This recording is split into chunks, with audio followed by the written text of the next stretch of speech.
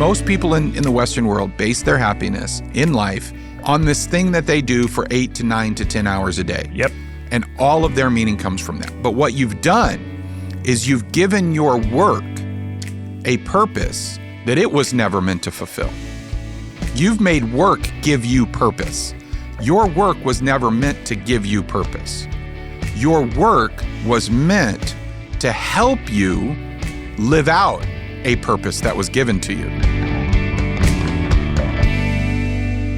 Good morning, evening, afternoon, everybody. I know I am a new face. We're going to get into that a little bit later, but I'm actually very excited first to just talk about the topic that we're here to go, because one of the things that, as somebody who doesn't work as a pastor, as somebody who doesn't have a job that is literally serving God. It's funny, I was listening to the radio, which I know some people don't do anymore, but I was actually listening to the radio. Yeah. And, I listen to the radio. I was listening to it and, but I'm a very old man, according to my daughter, so. As cliche as it sounds, I was also listening to a Christian radio station, and they were advertising a marketing position. They're like, I make a kingdom impact.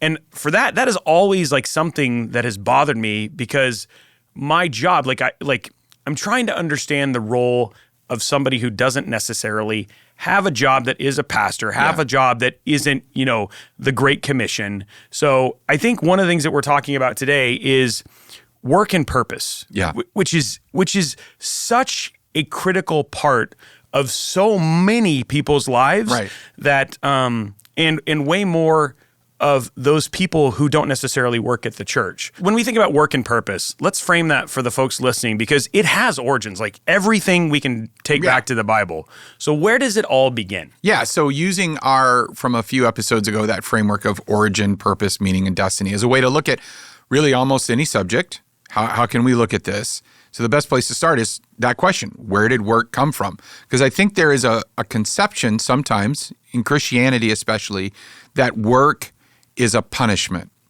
You hear that a lot, that we have to toil, which I'll get to in a second, but that the idea that, man, I'm taking what they're given because I'm working for a living, or Johnny Paycheck in the 70s, take this job and shove it, or that my whole job is to one day make enough money so that I never have to work again.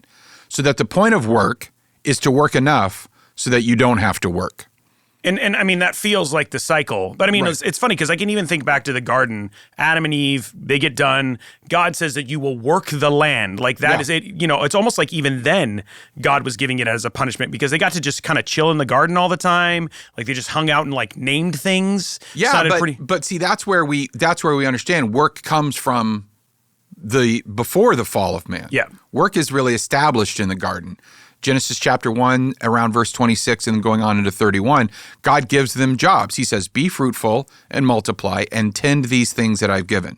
So the idea of work as punishment is not, there is a form of work that is a blessing from God. There is a form of work that is a gift from God. There is maybe not a form, that's probably not the word.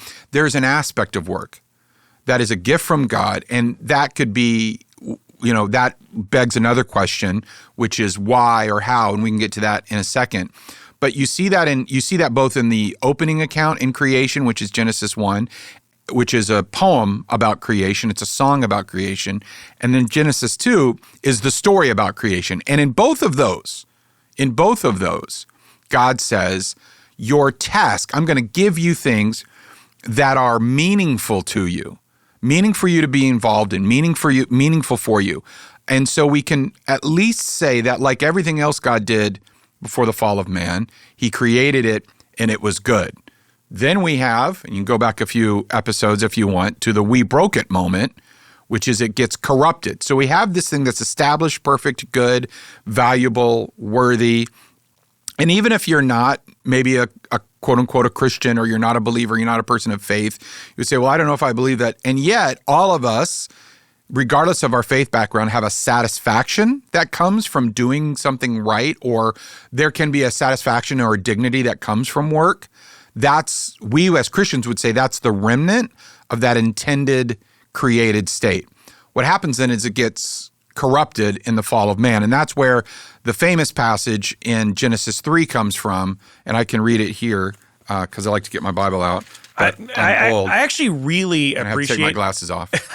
but go ahead. I actually really appreciate that you actually physically open. It's funny because I mean you can tell the difference, and we'll talk a little bit about me a little later on. But as somebody who deals with tech, I've got the Bible on my thing. But like, there's just something about turning the pages and holding it sometimes that feels real. I don't know. Maybe we do a complete segue, but it's just I see them ASMR so rarely. of like Bible folding, but no, I don't know. This is going to be a short. This is going to be a reel on Instagram. Yeah. You're just going to hear him flipping through the Bible. That's right. I'm kind of Probably a million views. Genesis. Wouldn't that be ironic? Right? You never know. Yeah, That'll be the one that the goes episode viral. gets like 1.2, maybe like 800 views, but me flipping pages gets like 8 million. That's the way it works. And before I know it, I'm a BuzzFeed article. All right. Genesis chapter 3, verse 17. And to Adam, this is God, said, because you have listened to the voice of your wife and you have eaten the tree of which I've commanded, you shall not eat it. Cursed is the ground because of you. Yep. In pain you shall eat of it all the days of your life. Thorns and thistles it shall bring forth for you. You shall eat the plants of the field. So in other words, the cycle of multiplying, cultivation, being fed out of creation, relying on creation, that's going to continue. But by the sweat of your face you shall eat bread till you return to the ground. For out of it you were taken, for you are dust, and to dust you will return. So this idea then that work, which is meant to we get to the purpose of it. At the very least, let's show you the very minimal purpose of work is to sustain. Okay, that still continue, but it goes from work to toil. It goes from this harmonious, I don't want to say balance, but let's just say this harmonious, synergistic, everything kind of works, maybe even effortless. That's one way of looking at it. Yielding to now it's like, oh man, this is work now. And if I'm going to have bread, which is, bread's this massive metaphor in the Old Testament for life and sustenance and all that kind of stuff. If I'm going to have bread, I'm going to have to work for it. Even now work becomes a counterproductive. So I have to put effort into restoring myself. And so that's really where it comes from.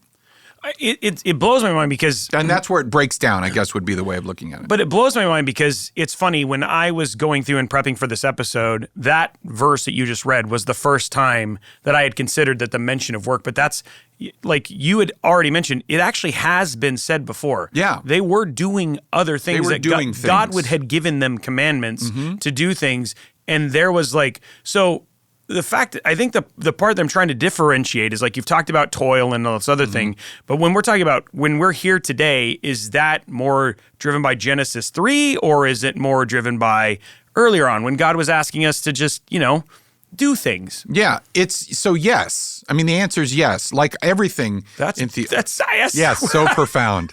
I don't even know how to deal with that. No, I mean, think about it. Okay. What I mean by that is there is an interior part of us. Now, this is something I truly, deeply believe, and I think there are arguments in the Bible that says that there's a part of us that spiritually, I was going to use a big word, metaphysically, but let's just use the word spiritually, that spiritually sort of remembers the way it should have been. Okay. So we take pride in our work. There are things that we enjoy doing. There are certain work that all of us enjoy doing. I'm not very good at it, but I actually really do like to work on my car. Like I said, I'm not good at it, but I like to do it. I like to build things that aren't just Legos, but I like to build, I like to do things, right? And all of us have these things that we do. So that's part of that Genesis 1 and 2. That's this longing and this fulfillment, this dignity, this sense of purpose and meaning that come from doing a job well done or doing anything. The corruption part is we are now beholden to it. The only way I'm going to get the bread is by the sweat of my face. And that's the cycle, according to Genesis 3, right, that he says, this is how it's going to be. Genesis 3, by the sweat of your face, 19, you shall eat the bread till you return to the ground. And that's it. And I think that's how a lot of people watching, listening, engaging probably feel about work. That I'm going to, by the sweat of my face, just get enough to survive, and then I'm going to die. And that's life. And so there's a part that says that feels wrong And the only reason it feels wrong is because there's a part of us that remembers how it's supposed to be. That God's intended fabric of reality, that shalom that we've talked about on the podcast before, that there was the intended way, and then there is now the reality. That's just how the world works now. But both we carry both in our being. I think one of the things that I think would really help people watching this, and I think you've said some pretty profound statements, but I want to go back to the part where you say, I remember how it was supposed to be. Mm-hmm. So in its simplest form, how was it supposed to be? Like versus how it is now? I think by reading and again, the Bible, we have to be honest that the Bible doesn't talk a lot about it. It simply has the command, and then it infers that there's this. Based on kind of using Genesis 3 almost as like a negative, it's this black and white opposite mirror universe of how it should be, then if we flip that over, we can see how it should have been. So for example, Eve's curse about pain in childbearing and pain in multiplication and everything and the danger, all that comes with that. The negative would have been life just bringing life. Okay? Like life, sponges. Yeah. We're just budding. Yeah. Okay, we'll run with that. We'll circle back on your thing later. But no, I think the word is probably the effortlessness. Right. There's a harmony, there's a balance. And not to be like hippy-dippy about it, but the best way I can say it is I think in the garden things just worked. Yeah. They flowed naturally. Why? Because everything in all of cosmic reality, which by the way, the garden, whatever this pre-garden state was, whatever this pre-garden reality or this garden reality was, it was a physical place where things actually happened. It wasn't a spiritual reality that sort of tumbled in, got turned into the real world. It was a physical reality place, we believe. So that means all the laws of the universe, at the physical level, at the microscopic level, at the astrometric level, at the quantum level, it all really operated it. And so there was this seamlessness, there was this flow, there was this harmony, and everything just sort of worked. And out of that came an effortless yield. Whether it was in childbearing, whether it was in humanity, whether it was in the ground, everything had an effortless yield, right? Right. We broke that according to our theological construct. Got it. And now effort, yield and effort beyond this inequitable effort, this effort where things start to break down. Because there's a lot of things where it feels like I'm putting more into it than I'm getting out of it. That is a fallen reality. Got it. And so the energy and all that sort of stuff starts to be consumed. When we were back, when you guys did episode 1, at the very beginning, you actually talked about, you were talking about day traders versus this woman who worked at McDonald's, which if you guys want to check that episode out, you can check it out right here. There's a link. You should go watch it just to get some understanding of what I'm saying. There is this idea that we can, in our work as it was given in Genesis 3, still have, in a lot of ways, that Zen state, that person who is fulfilled in their role or their job or whatever it was. Where does that piece that person at McDonald's versus the day trader, where does that come from in our work and purpose? Well, I think when we talk about the origin, we talk about the idea of, it's created in the garden, so we have this remnant of it. It's corrupted in the fall. And then what we see now is really, that's why you have to understand the whole idea of the gospel. You really do. Now, believe it or not, yes, it really does come down to the gospel. It comes down to Jesus fixing, or what one of the theological phrases is the restoration of all things. That's part of the fixing that Jesus does. And that we can live, even now, in our physically limited, broken, sinful reality that we all live in, we can tap into the restored reality of the future. You say, what do you mean by that? I can live with a perspective of things being restored for all eternity, of things getting back to the way they were. And because I believe in Jesus and because the gospel has entered my life and his salvation has entered my life, I can live off of that future reality now. And what that means is I can now, because of what Jesus has done, understand what was going on in the garden. And I can say my job can have that too, regardless of what it is. But then I have to understand the purpose. So we said earlier, where did it come from? So this brings up sort of one of those other key questions we ask. We ask about origin. We ask about purpose about anything. What is the point of work? And I am really looking forward to the answer to this because when you think about job, when you think about what we do, in a lot of ways, it's one of those things that people use to define us. It's not supposed to, but it does, right? Like we define ourselves in what we do, right? Even though you said you build Legos, if you were a and by the way, I really apologize to all of the AFOLs out there or Lego.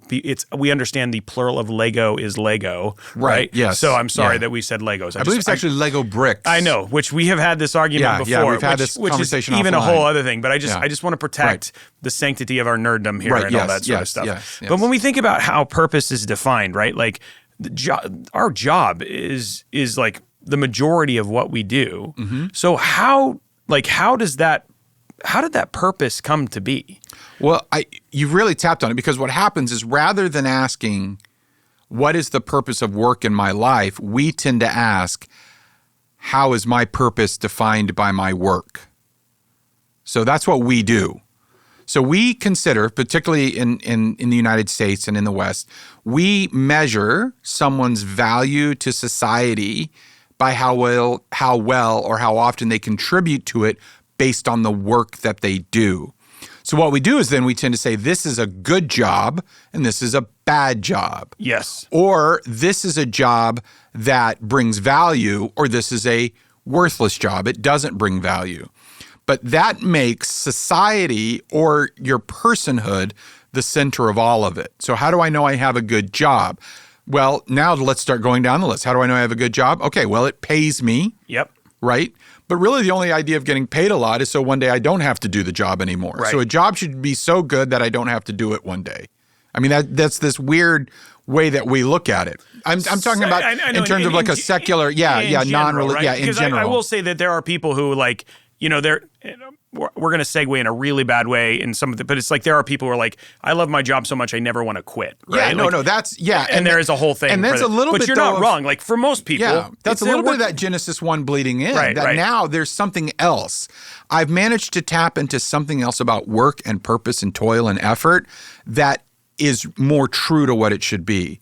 Most people watching now, and you can tell us in the comments, right. or yes. you can say, maybe don't talk about your boss or your job, but just say, yes, I like my job, or no, I'm struggling at my job. Don't actually say what your job is. Yes, please be really careful about what you're putting in there. You can share that with us. We'd love you to share that with us in the comments. But to say then, most people really don't like their jobs. Most people don't. You're not wrong. Now, statistically, more people kind of like their jobs than at different periods in history.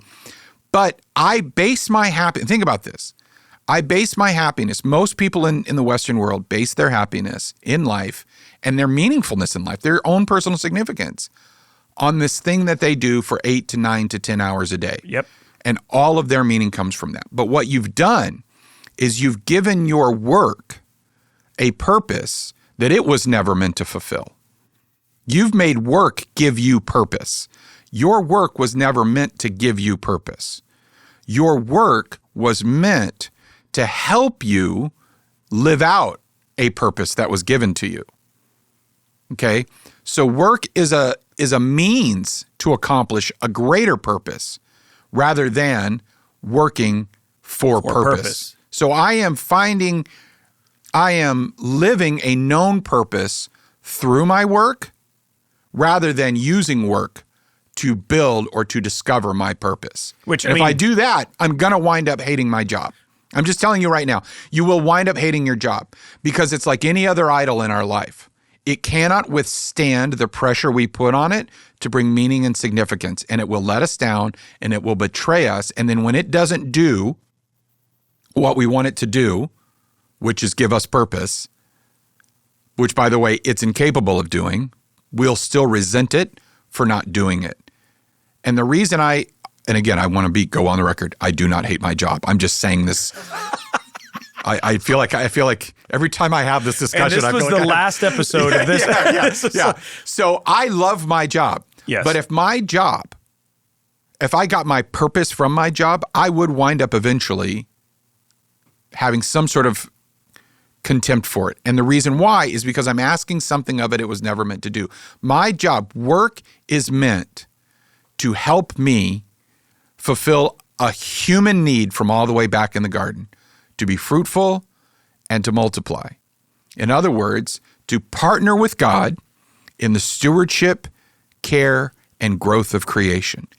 Every job, regardless of how digital, analog, your job, my job, whether it's from a farmer to the day trader to the barista at Starbucks or to the young man or woman behind the cash register at McDonald's or to the flight attendant, whatever it is, all work is meant to help us live out a purpose of joining with God in stewarding, caring, and growing creation. It is a way that we are with God as creators.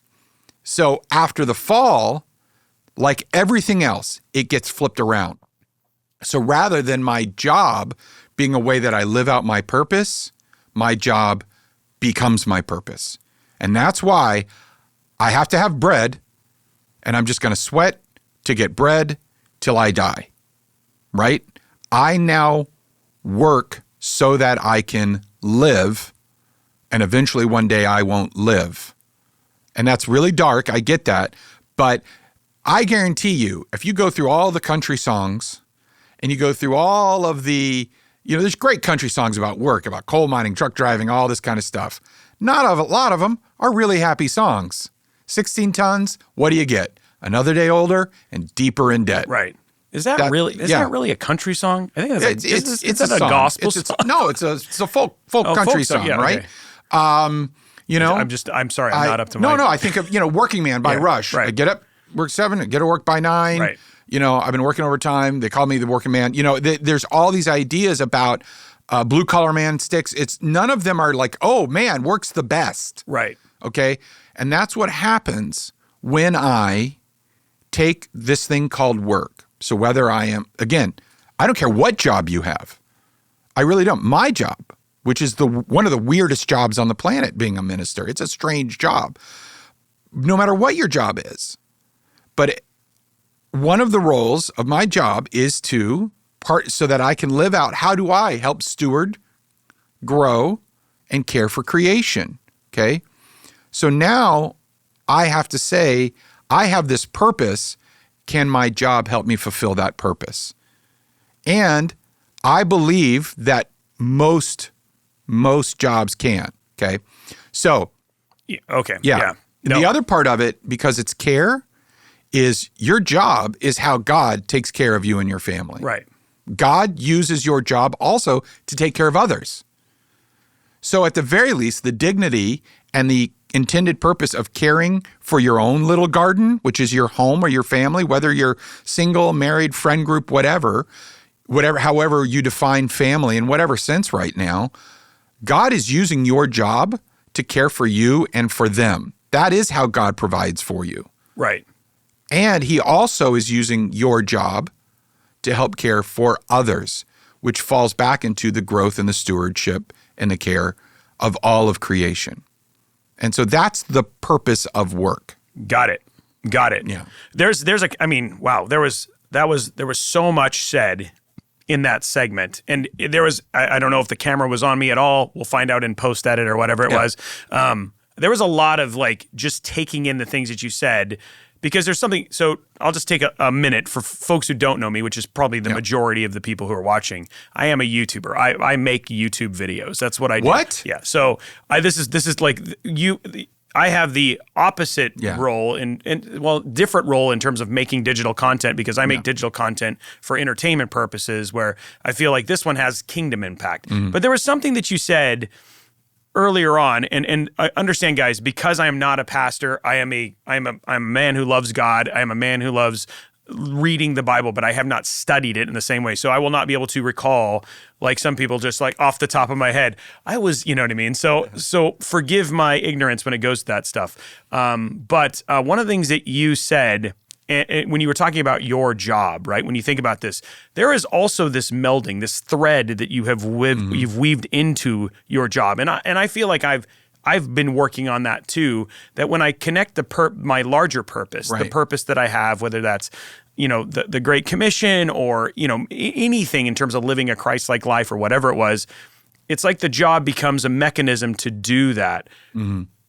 Let's talk about that, because the other thing too is there are people, like the thing I was going back to episode 1, there are people who have what we might consider not fulfilled role, fulfilled job. A trivial job.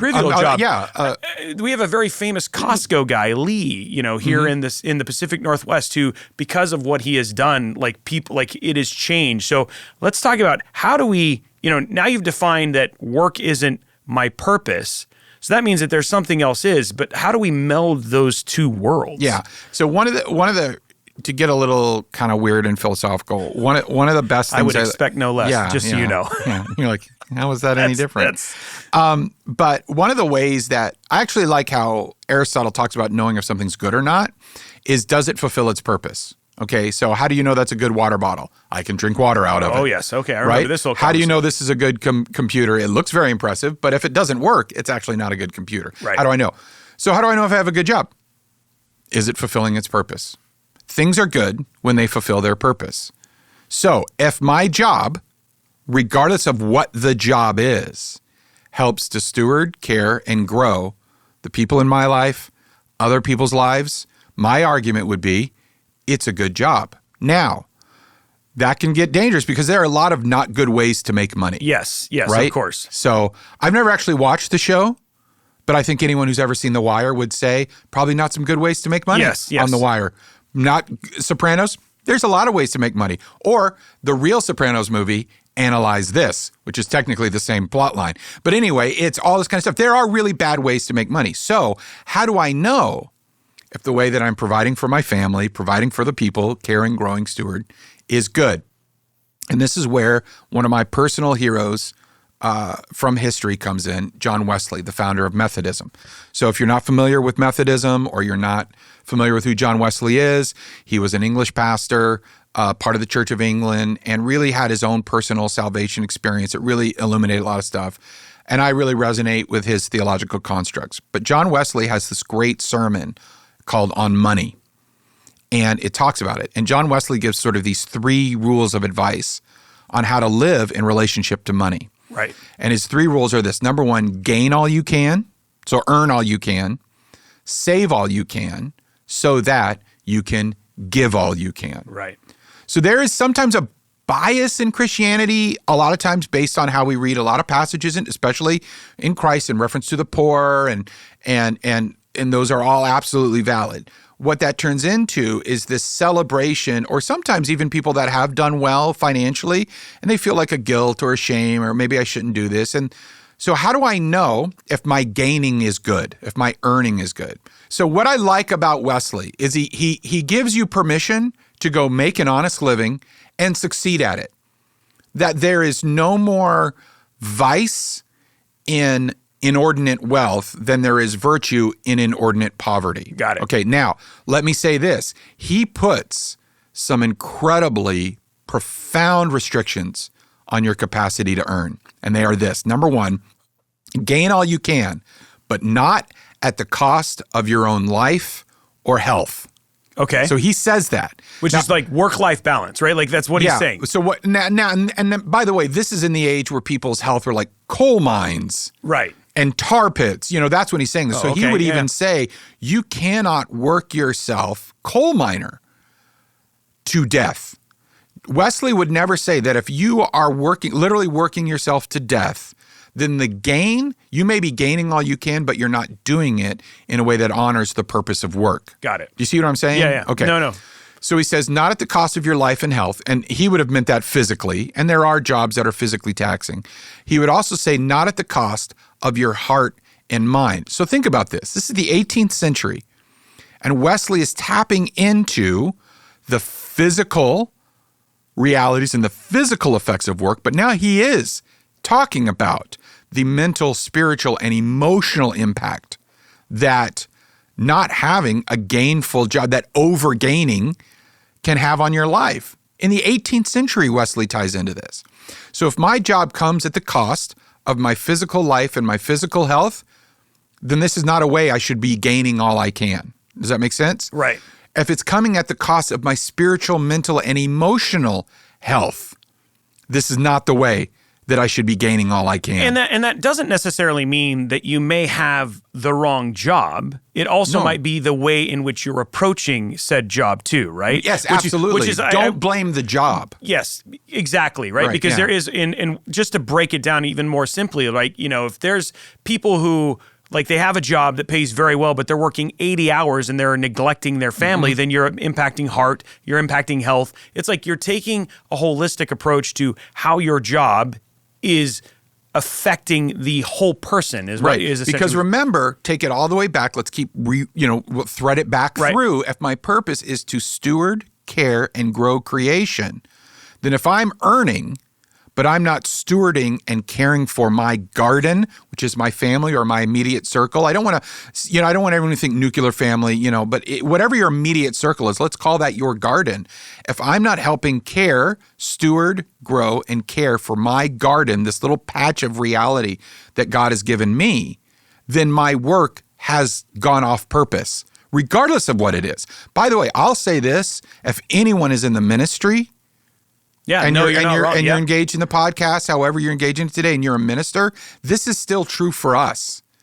If I'm doing the work of the church, the kingdom impact, the whatever, and I'm doing it at the expense of the garden God's given me, then I would argue that I'm still not fulfilling the purpose of my work, which is to care. And you would say, like I would, and that's ministry as vocation. That is my corner of the world.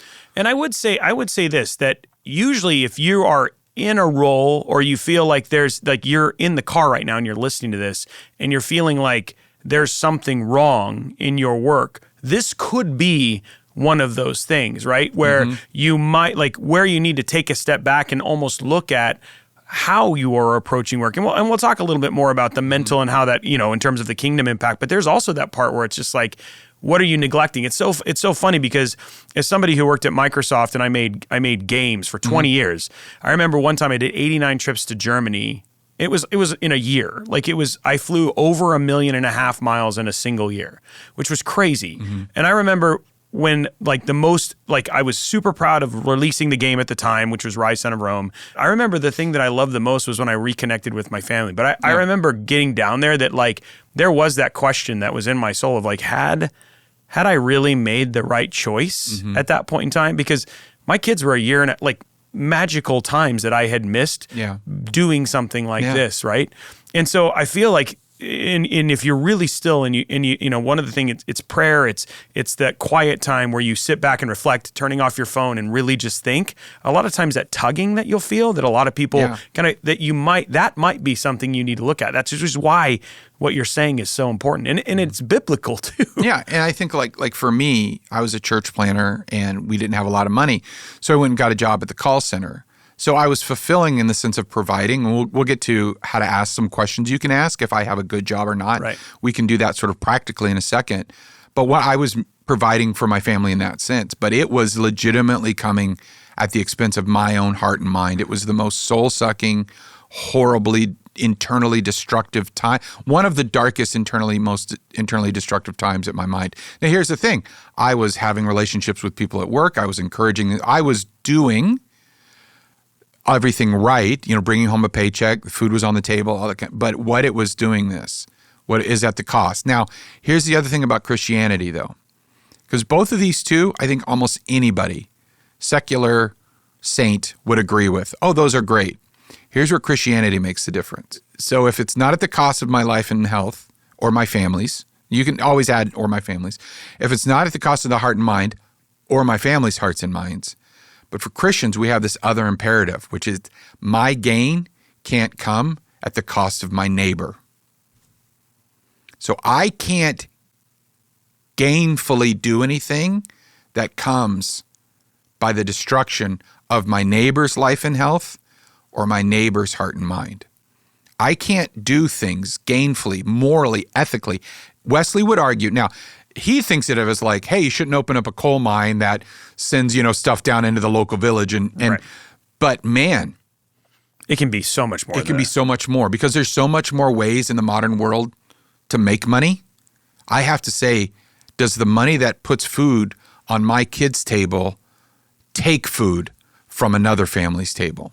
And I mean, it's funny because it's like, as somebody who's probably watched some of our, our content on Instagram, right? Like in between, you'll see those Instagram ads for get rich quick or whatever it is, that some of those, like, you know what I mean? And I mean, even industries that are literally destroying families, et cetera, that's a very powerful statement. And again, something else that if this means something to you, you're probably getting that little tug right now, right? That's like, literally, it's like a lot of times if you're asking questions, it's probably worth scratching down there. And I think there's two sides to that question. Yeah. One, is the job the problem? Two, is my attitude towards my job the problem? Because it could be one or both of those. Your job might not be the problem. What I'm saying is this, is you could be saying, oh, I just have a crummy job. Do you? Or maybe you are so detached from your created purpose because the gospel hasn't really invaded your life, because you haven't been really restored in relationship with Jesus, because you haven't really understood that your purpose, your meaning, your identity comes from Christ alone, and that only comes through the saving grace of Jesus Christ.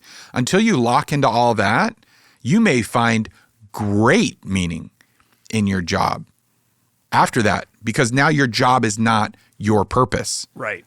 Your job is not your identity. Or you may have a job that really isn't good. Okay? I'll just say that. There are jobs that aren't good. Absolutely, you can say it because you're not wrong, right? Right. And it's all so funny work because is not dignified. No, and it's so funny because like I feel like I'm on this podcast. Like if I was like on my regular, I'd say things like, I mean, there's lots of jobs. If you're working in the pornography industry, probably not a good job. No, it's not probably. Let's take the probably off. That's a good point. It's coming. It's actually, there was no problem. Yeah. Thank you for doing that fist bump. Because it's coming, number one, at the cost of your own life and health. It's destroying families. It's coming at the cost of your neighbors in the sense of people around you. There are industries. There are economic structures. There are societal industries. There are all sorts of industries where their gains, and you say, oh, Brian's getting all whatever, use whatever word you want. I honestly don't care because it's biblical and I'll be fine. What I'm saying is look at the Bible and then ask yourselves these incredibly tough questions. And as a believer, you have to ask yourself, does my job provide for my needs, my family's needs, physical, economic, psychological, all those needs, by the way? Does my job, because if I'm supposed to love my neighbor as myself, that means that I need a job that I would have for myself, which provides for my physical, economic, and psychological needs, right? But if I love my neighbor as myself, which is obeying Jesus Christ, which is what I said I would do when I was a Christian, that also means then that now my job should provide for the physical, economic, and psychological needs of others. That's how I know I'm doing a good job. And then this is a question, I don't even know if it's a biblical question. I think it is based on, there's a passage in Jeremiah, which I think is a great thing to look at, especially if you're really struggling with whether or not your job fits. Jeremiah chapter 24, verses 4-7. And the context of it is, these are people in exile. The Jews are in exile in Babylon. There's a whole movement to kind of, I guess in some way we would call it quiet quitting. Right. Like fight against, don't engage, don't be here, live outside the city. They brought us here. They've trapped us here. And Jeremiah, the prophet, sends a letter to them. And he says, here's what you actually need to do. You need to pray for your city. You need to go. You need to build. You need to move into the city. You need to build houses. You need to have kids. You need to get married. And then at the end of it, he says, and you need to pray for the prosperity and the welfare of your city. The city that conquered you and brought you into exile. Jeremiah says, you need to pray for it. Because in its prosperity, you'll find your own prosperity, okay? So does my job provide for my needs? Does it provide for the needs and the dignity of others? And then finally, I do think you could make an argument that you need to be asking, does my job, whatever it is, provide for the improvement of my community, the people around me, literally my city, maybe literally your city? But the deeper underlying question of that, ask the next question is, am I taking from society or am I giving to society? Yeah, that's so powerful. And it's funny because you said as believers, I actually feel like that's for everybody. Like it is true for everybody. I mean, but the funny thing is like a lot of times, and why you may have found this podcast or this YouTube video or whatever we're defining it, right? We don't need labels. Point being, Sorry, that was super bad.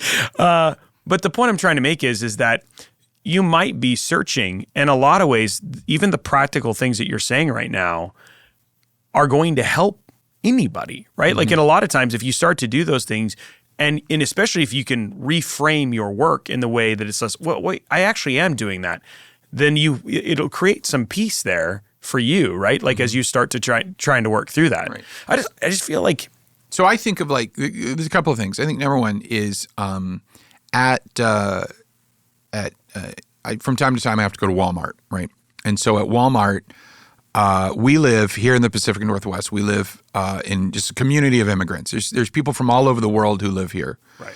And they earn money with dignity, and they earn money with meaning and purpose, and they have to send that money back home to where their country of origin, right? And so a few weeks ago, I was at Walmart having to get something, and I had to go to the customer service station. And one of the things to do there is that's where you do the international money transfers. Got it. And there's a woman there, and she approached that job with multiple people of multiple origins, right? Dealing with multiple languages. And the way this woman approached her job, which a lot of people would say, you just work at Walmart. They would look at her and say, you just work at Walmart. You just work at Walmart. Or they could see what this woman is doing, where she is giving some meaning and dignity to these people who are in a foreign country, barely speak the language, and are doing their best to have dignity and meaning and purpose for them, which is to provide for their family. And they're trying to get money back home. And she treated every single person, regardless of how well they spoke English or didn't. She helped them through the process. She made sure that their money got through, and she helped them understand that this was safe, that this was okay, what was about to happen. And I just remember reflecting. I shared it with a woman. That's neither here nor there. But I just remember reflecting and sharing with that woman, do you realize you are helping families all over the world? Right here in this Walmart, right here at this little desk where you probably get annoyed and you get frustrated. But you make a difference every day around the world. Now, some people could say, oh, she works at Walmart. Here's the problems with Walmart. Bam, bam, bam, bam, bam. Those may be valid, invalid, whatever. But to lower and undignify the power of what that woman is doing, I think that's not appropriate.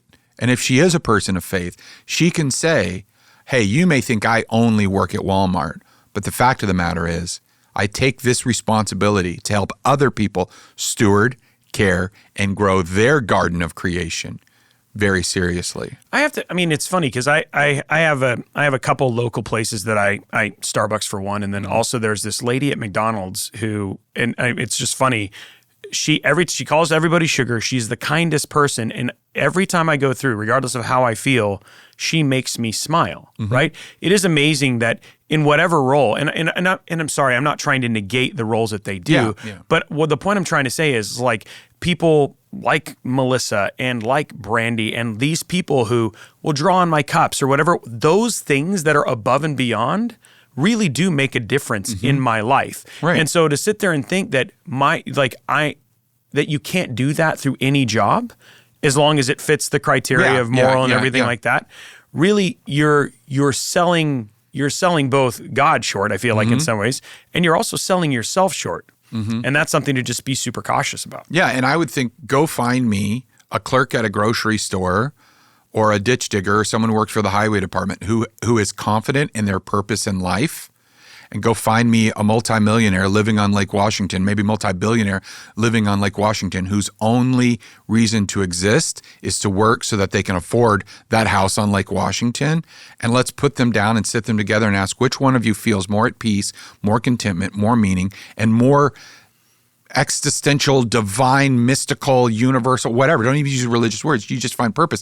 And I am willing to guarantee you that the person who that society would say, you have a blue-collar job or a lower-class job or unskilled labor. I mean, all these really kind of derogatory terms that we use about jobs, and compared to that person. And I'd put that guy's money, not my own, but I'd put that guy's money on one of those is going to be far happier than the other. And the reason why is because someone says, I have a purpose in life and I get to do it at my job. So I think there's one. I'd love to, and we're near the end of time, but I do want to get one little bit of practical thing, because there is something that you said when you talk about those two roles, because there's people all in between. Let's just like boil it down. Let's encapsulate it into just a couple small things. How do I keep myself using all of the things we've talked about? How do I keep myself from becoming whoever that man on Lake Washington versus, you know what I mean? And what are the practical things I can do just simply to get myself there? Yeah, I think one way to do that, and by the way, I think this is a pretty meaningful conversation. Number one, I think this is a great conversation. So we talk a lot about sharing the show. So even if you have a person who's not like a person of faith, someone in your life, but you know they're struggling with it, this could be something to help them understand. Absolutely. So whether you're a quote unquote believer or not, or a Christian or not a Christian, or a person of faith or whatever, I think one thing to do is start asking what we say are the bigger questions. Yep. So if you go back and watch that first episode that we referenced, I make a point about saying we think the stuff up here doesn't matter about down here. And work is actually one of the places that we think is only down here, but it is drawing. And you have to start asking the question. Rick Warren actually said it best in The Purpose-Driven Life. What on earth am I here for? If you can discover your purpose independent of your job, that's when things start to happen. Now, for the Christian, we would argue this. You're never going to find that purpose, even for the non-Christian. You're not going to find that purpose if you don't have relationship with the person who created you. Right. Right? Because you need the directions to your Lego. Right. And so it's the idea that I'm going to invite Jesus to bring me back to life spiritually in all the metaphors that we use. And then everything has to start with, am I taking the gospel truth that I'm accepted unconditionally, that I can't earn my salvation, but it was freely provided for me out of love, and that all of it's based on the sacrifice of the loving God who made me, and empowered by this powerful resurrection concept that everything in my life can come back to life.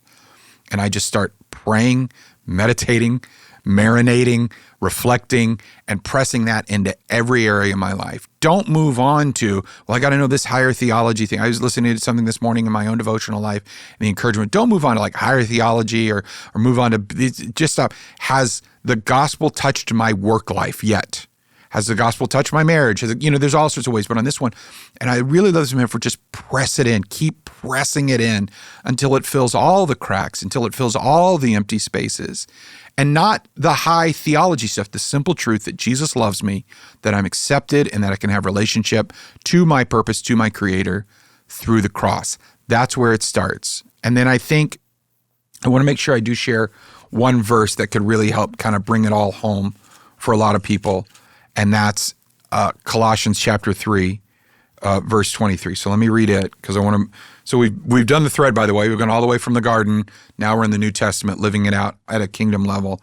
And in 3:23, it says this: whatever you do, work heartily, as for the Lord and not for men, knowing that from the Lord you will receive the inheritance as your reward. You are serving the Lord Christ. So that idea. So what is my job right now? Whether I am, tech worker, YouTuber. So Justin, I would say to you, so if this were not all this stuff and you and I were just having this conversation at a coffee shop, which we have had this conversation. We have had this exact same conversation. I would say it's very simple. Be a YouTuber and do it not for the views or the likes. You're serving Jesus. If you are at McDonald's, for the customer, but remember, you're serving Jesus. Whatever, and if it's a job where you realize I can't do this job and serve Jesus in it, that's so powerful. That is an incredibly monumental question that you need to come in terms with. Because you may say, I actually can obey the command to love God with all my heart, soul, and mind, and love my neighbor as myself, and do this job. You say, Brian, are you asking me to quit my job? I'm not asking you to quit my job or quit your job. Yeah. What I'm asking you to do is reconcile it and maybe, and then trust God that that's whatever He moves you on to. Because what is He, again, just read it. It's very easy. As for the Lord, don't work for men. Work for God. Because He's the one, He says, your inheritance, knowing that your inheritance comes from the Lord. So yeah, your boss signs your paycheck, but God provides for you. And your boss and your job is still God's instrument to provide for you and your family. We'll go all the way back to earlier in our conversation today. So if God brought you this job to provide, he will continue to take care of you. And that's super important. It's so funny because it's like there's one thing that we say at New Life, and probably a lot of churches you've heard this saying. There's like we don't preach for Sunday, we preach for Monday. Yeah. And a lot of times, even if you are working, sometimes you want to segregate that from God. Like work is, and the thing is that's what Colossians, and it's amazing how much more peace, purpose, and everything you'll do by pressing into that crack as well. Yeah. And so I think that idea of, there used to be a thing, I probably don't know anymore, but the bring your kid to work day. Oh yeah, they still have it. Yeah. Then I would say bring your God to work day. Every day should be a bring your God to work. Bring God to work with you. And if you feel like, I could never take God to my job, okay. You should probably look into that. Then yeah. But by the way, don't be afraid of the people.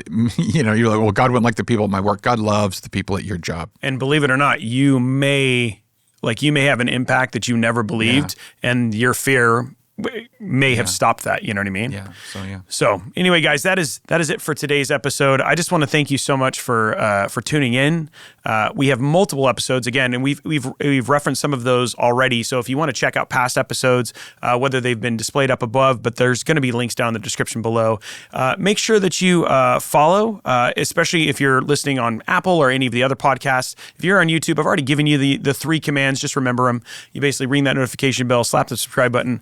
And also the other thing too, guys, super important, if something touched you, if something that you heard really inspired you, leave a comment. Yes. Go down below. Yeah. We're looking at those. They help feed the show, and they help us know if we're giving you the information and having the discussions you want, because this is ultimately for you. And if you heard something today that somebody else needs to hear, or that can encourage someone else, share it. Yeah. I mean, they make it very easy. It's funny. It's like they want their platforms to grow too. But at the same time, just go ahead and share that, and have them let us know how we've touched your life, etc. But I am Justin Robey, of which I never introduced myself, but I'm sure I'll be here again. Probably a little thing. And then there's also Dr. Oh, okay. There we go. This guy. Brian Jenkins. Thank you so much for listening, and we will see you on the next Threads.